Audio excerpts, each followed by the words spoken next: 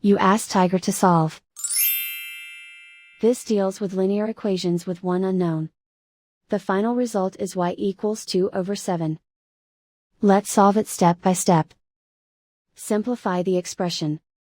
Find the greatest common factor of the numerator and denominator. Factor out and cancel the greatest common factor. Group all constants on the right side of the equation. Add 1 to both sides.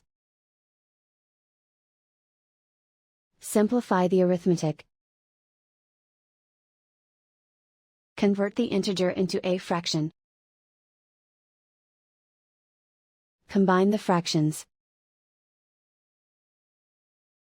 Combine the numerators. And so the final result is y equals 2/7.